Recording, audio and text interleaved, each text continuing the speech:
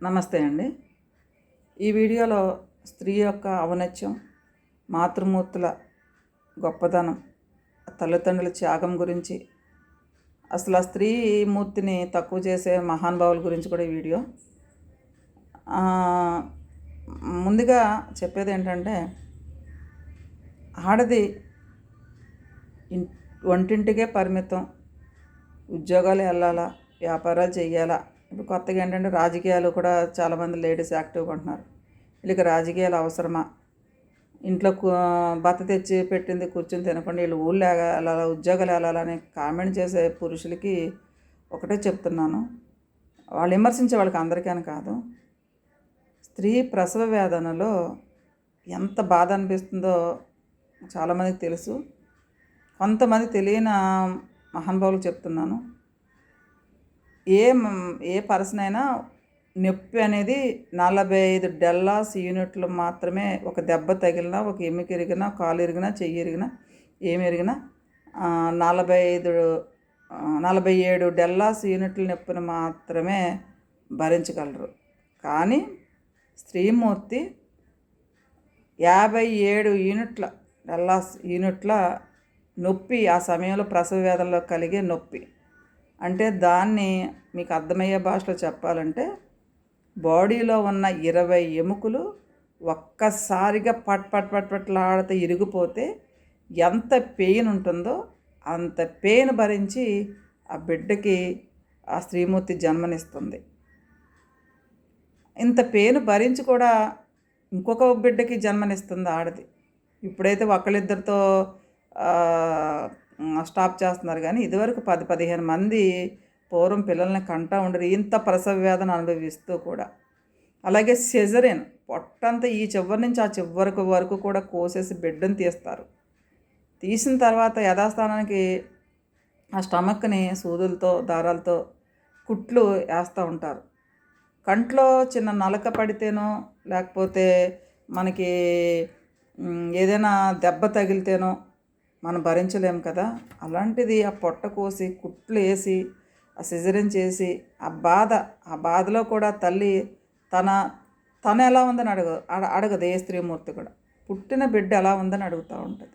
అది స్త్రీమూర్తి యొక్క గొప్పదనం.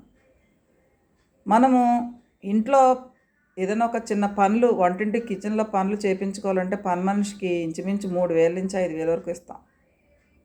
అలాంటిది ఒక స్త్రీమూర్తి పుట్టిన బిడ్డని 25 ఏళ్ళు పెంచి పెద్ద చేసే క్రమంలో ఎంత కష్టపడి ఉంటుంది ఆ తల్లి. మన పనులు మనం ఏమీ చేయలేని సిచ్యువేషన్లో మనం బాల్యం గడుస్తూ ఉంటుంది, మన పుట్టుకంతా. కానీ మనకి ఇంచుమించు 4-5 ఏళ్ళు స్పృహ వచ్చాక అన్ని పనులు కూడా తల్లి అలవాటు చేసి మన పనులు మనల్ని అలవాటు చేసుకునేటట్టుగా చేసేది ఒక తల్లి. ఏమిచ్చి రుణం తీసుకోగలం మనము, రుణం తీర్చుకోగలుగుతాం ఒక మదర్ది. తల్లి పాత్ర, ఆడదాని పాత్ర ఇంట్లోనే కాదు ఈ సొసైటీలో కూడా చాలా ఉందనే చెప్పాలి. ఒక న్యాయమూర్తిగా ఉండాలన్నా, ఒక డాక్టర్గా ఎదగాలన్నా, లేకపోతే ఒక గురువుగా ఎదగాలన్నా అన్నీ కూడా మొదటి గురువు, ఆది గురువు తల్లి. తల్లి కరెక్ట్గా తీర్చిదిద్దితేనే ఆ తర్వాత గురువు చేతిలోకి వెళ్ళి షార్ప్ అయ్యి ఒక ఉన్నతమైన పొజిషన్లో ఆ పిల్లలు ఎదుగుతారంటే ముందు ఆది గురువు తల్లి. అలాంటి తల్లిని ఎంతమంది గౌరవిస్తున్నారు, ఎంతమంది వారు కళ్ళల్లో పెట్టుకొని చూస్తున్నారు. తల్లి తన తినకపోయినా తన పిల్లల కడుపు నిండాలని ప్రతి తల్లి కోరుకుంటుంది. తండ్రి కుటుంబానికి బాధ్యతలకి దూరంగా వెళ్ళిపోయి కుటుంబాన్ని వదిలేస్తే చాలామంది స్త్రీమూర్తులు ఆ కుటుంబాన్ని భుజాన్ని వేసుకుని కష్టపడి పనులు చేసి పిల్లలని పెంచి పెద్ద చేసే కుటుంబాలు ఇప్పటికీ కూడా చాలా చోట్ల ఉన్నాయి.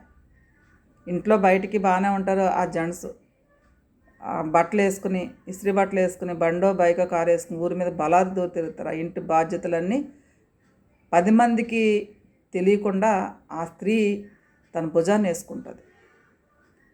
ఇప్పుడు ఇంకా అంత రంపపు కోత అయితే ఉండట్లేదు, కానీ పూర్వం ఆడది బయటకు వస్తే చాలా విచిత్రంగానో, ఇంత జంతువుగానో, ఇంత పశువుగానో చూసేవారు. ఆడదానికి ఉద్యోగాలు ఏలాలా, ఊళ్ళు ఏలాలా, ఆడది పెళ్లి చేసి ఇంట్లో కూర్చోవాలంటారు. ఆడది పెళ్లి చేసి ఇంట్లో కూర్చొని ఉంటే బలాదూరుగా తిరిగి మందు అలవాటు చేసుకుని చెడు వ్యసనాలకు లోటైన కుటుంబాలని ఆడది నాకెందుకులేని ఇంట్లో కూర్చుంటే ఈ రోజున వారి పిల్లలు ఉన్నతమైన స్థానాల్లో ఉంటారా అని నేను మిమ్మల్ని అడుగుతున్నాను. మీలో కొంతమంది అయినా ఎవరైనా వీడియో చూస్తే అలాంటి బాధ్యత లేని కుటుంబాల్లో జెంట్స్ ఎవరో ఒకళ్ళు మీ పరిగణలోకి వస్తారు. వాళ్ళకి షేర్ చేయండి ఇలాంటి వీడియోలు. ఎందుకంటే స్త్రీని తక్కువ చేసి వాళ్ళు ఆ స్త్రీని హింసించి మందు తాగో లేకపోతే వాళ్ళ చెడు అలవాట్లు సావాసాలు చెడు అలవాట్లు సావాసం అయిపోయింది అది ఇంటికి వచ్చి ఆ భార్యని చిత్రవత చేసి కొట్టి తిట్టి తన్నే భార్యలు మళ్ళీ భర్తల కాళ్ళ దగ్గరికి భోజనం పట్టుకెళ్ళి తినమని బ్రతుకులాడే భార్యలను కూడా నేను చూశాను. కానీ ఇంత కష్టపడి కని పెంచిన పిల్లలు ఒక స్థాయికి వెళ్ళిపోయిన తర్వాత ఉద్యోగం కోసమో లేకపోతే వ్యాపారం కోసమో పెళ్ళయ్యాకో దూరంగా తల్లిదండ్రుల దగ్గరికి వెళ్ళిపోయిన తర్వాత ఎంతమంది తల్లిదండ్రుల కష్ట సుఖాలని ఎంతమంది తెలుసుకుంటున్నారు. ఏదైనా ఉంటే అమ్మ నీకేమీ తెలియదు అని మాట్లాడే పిల్లలు ఉన్నారు, నాన్న నీకేమీ తెలియదు అని మాట్లాడే పిల్లలు ఉన్నారు. ఏమీ తెలియకుండానే ఇంత వేదన పడి మీకు జన్మనిచ్చారా? ఏమీ తెలియకుండానే మిమ్మల్ని ఇంత కష్టపడి పెంచి పోషించారా? ఏమీ తెలియకుండానే మీకంటూ ఒక సముచిత స్థానాన్ని ఇచ్చారా? పిల్లల డ్రీమ్స్ ఉంటాయి కానీ తల్లిదండ్రుల డ్రీమ్స్ ఏమీ ఉండవండి. తల్లిదండ్రుల డ్రీమ్ ఒకటే, ఆ పిల్లల్ని పెంచి పెద్ద చేసి ఒక స్థానంలో నుంచుంటే వాళ్ళ డ్రీమ్ అదే. గోల్స్ ఏమున్నాయంటే పిల్లలకి వాళ్ళకి తల్లిదండ్రులు వాళ్ళ చిన్న చిన్న అవసరాలు ఒక మంచిగా ఒక టీవీ కొనుక్కోవాలన్నా, ఒక ఫ్రిడ్జ్ కొనుక్కోవాలన్నా, లేకుంటే ఇతరత్ర ఏమైనా కొనుక్కోవాలి, ఎక్కడైనా తీర్థయాత్రకి వెళ్ళాలన్నా, ఏదైనా ఒక మెడలో ఆడవాళ్ళకి బంగారం చేయించుకోవాలన్నా ఆ తల్లిదండ్రులు ఆలోచించుకుని మన పిల్లల కోసం ఇవన్నీ పక్కన పెట్టేయాలి. ఈ డబ్బు ఉంటే ఆ పిల్లలకి ఎడ్యుకేషన్కి ఉపయోగపడుతుంది, వాళ్ళకి ఏదో ఒక ప్రాపర్టీ కొనివ్వటానికి ఉపయోగపడుద్ది, లేదా ఒక ఇల్లు కడతాకు ఉపయోగపడుద్ది అని చెప్పి వాళ్ళ ఆశలన్నీ అడియాసలు చేసుకుని పిల్లల్ని పెంచి పెద్ద చేసి ఒక ఉన్నతమైన స్థానానికి వెళ్ళే వరకు ఎంతో కృషి చేస్తూ ఉంటారు. చాలామంది కన్నారు కాబట్టి పెంచాలి పోషించాలి అంటారు. అది చాలా రాంగ్ వర్డ్ అని నేను అనుకుంటా. కన్నారు కాబట్టి పోషించాలి అనటం అనేది చాలా తప్పు. అది కన్నారు బాధ్యతగా పెంచుతుంటే ఆ బాధ్యత కన్నారు కాబట్టే పోషించాలంటున్నారు. మనల్ని కన్నారు కాబట్టే మన తల్లిదండ్రులు పోషించాలని మీలో ఎంతమంది అనుకుంటున్నారు? పెళ్ళయిన తర్వాత ఉద్యోగం వచ్చిన తర్వాత వ్యాపారం చేస్తాను తల్లిదండ్రులకు దూరంగా ఉన్న సమయంలో ఎంతమంది తల్లిదండ్రులకు ఫోన్ చేసి అమ్మ బాగున్నారా, తిన్నారా, నాన్నేం చేస్తుంటా అని చెప్పి అమ్మేం చేస్తానని చెప్పే తల్లిదండ్రులకు ఫోన్ చేసేవాళ్ళు ఉన్నారా ఈ రోజుల్లో? అంటే ఈ రోజుల్లో యాంత్రికంగా అయిపోయింది. మనం ఎవరిని పక్కోళ్ళని పట్టించుకునే సిచ్యువేషన్లో లేమంటున్నారు, ఓకే. కనీసం తల్లిదండ్రులు ఇంత కష్టపడి ఇన్ని త్యాగాలు చేసిన తల్లిదండ్రులు ఎంతమంది పట్టించుకుంటున్నారు? కొంతమంది అయితే ఈ తల్లిదండ్రులు ఎన్నో కష్టాలు పడి అమెరికానో అవుట్ ఆఫ్ కంట్రీనో 25 లక్షలు 30 లక్షల లోన్లు తెచ్చేసి ఉద్యోగాల కోసమని ఇతర కంట్రీలకి ఎడ్యుకేషన్ నిమిత్తం వాళ్ళని పంపిస్తూ ఉన్నారు 25-30 లక్షలు ఖర్చు పెట్టి. అక్కడ ఉద్యోగాలు ఎత్తుకుంటే అక్కడ అమ్మాయిని పెళ్లి చేసుకున్న వాళ్ళు కొంతమంది అయితే ఇక్కడ అమ్మాయిని పెళ్లి చేసుకుని ఇక్కడ అవుట్ ఆఫ్ వెళ్ళిపోయిన తర్వాత ఆ తల్లిదండ్రులు ఉన్నారా పోయారా అని అనవసరం. నిజంగా చనిపోయినా సరే మేము రాలేమండి, మీరు అక్కడ బంధువులు అంత్యక్రియలు చేసేసండి అని చెప్పేవాళ్ళు ఎంతమంది ఉన్నారు? ఎంతమంది చుట్టూ ఉన్న తల్లిదండ్రులకి 1,000 మంది బలగం ఉన్నా సరే బంధుగణం తన పిల్లలు ఒకళ్ళిద్దరు ఎదురుగుండా ఉంటే ఎంతో మానసిక స్థైర్యాన్ని ఇస్తుంది. ఆ పిల్లలు ఊరి నుంచి వచ్చిన ఆ తల్లిదండ్రులకి ఒక పండగలా ఉంటుంది అన్నమాట. అలాంటి పిల్లలు పండగలకి రాకపోగా అలాగే పెళ్ళిళ్ళకి రాకపోగా కనీసం వాళ్ళ తల్లిదండ్రుల చావుకు కూడా రావట్లేదు. ఎక్కడ పోతుంది? భారతదేశం మన సాంప్రదాయాలకి కట్టుబాట్లకి పుట్టినిల్లు అంటారు. అలాంటి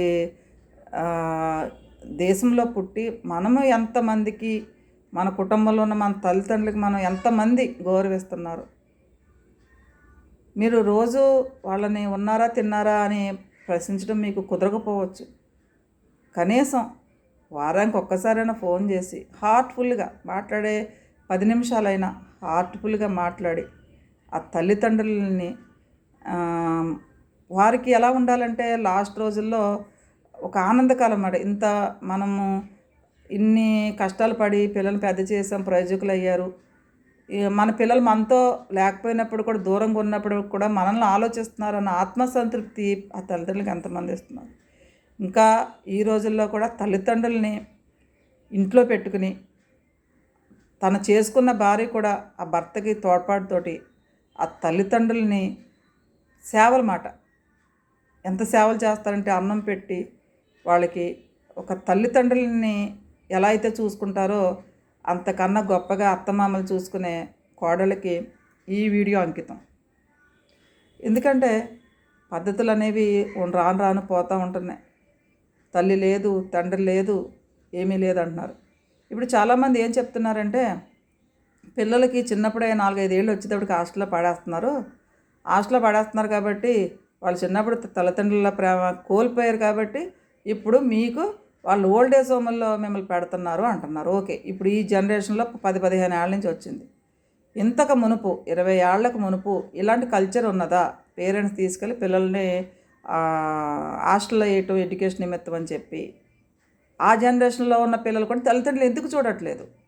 చూడాలని కాన్సెప్ట్ ఉంటే హాస్టల్లో పెరిగిన, హాస్టల్లో చదువుకున్న, లేకపోతే ఇంట్లో తల్లిదండ్రుల సమక్షంలో ఉన్న చూడాలనుకున్న ఎలాగైనా చూడొచ్చు. కానీ ఇంత త్యాగాలు గల స్త్రీమూర్తిని గౌరవిందాం, అభిమానిందాం. చిన్న చూపు అయితే చూడకుండా ఆడవాళ్ళకి రెస్పెక్ట్ ఇవ్వండి, గౌరవం ఇవ్వండి. మీరు కూడా ఒక తల్లి నుంచి జన్మ పొందిన బిడ్డలే కాబట్టి ఆ మాతృమూర్తికి మీకు కనిపించే సోదరీమణులు అందరికీ కూడా మా తోబుట్టులాగా అనుకుని వారికి గౌరవం ఇవ్వండి తప్పించి రోడ్లు ఎక్కేశారు, ఆడవాళ్ళని పట్టుకోలేకపోతున్నాం, చాలా బలాదూరుగా అయిపోయారు. ఉన్నారు, బలాదూరుగా తిరిగే వాళ్ళు ఉన్నారు. కానీ అందరినీ కూడా ఒకే విధంగా ట్రీట్ చేయొద్దని కోరుకుంటున్నా. Thank you so much.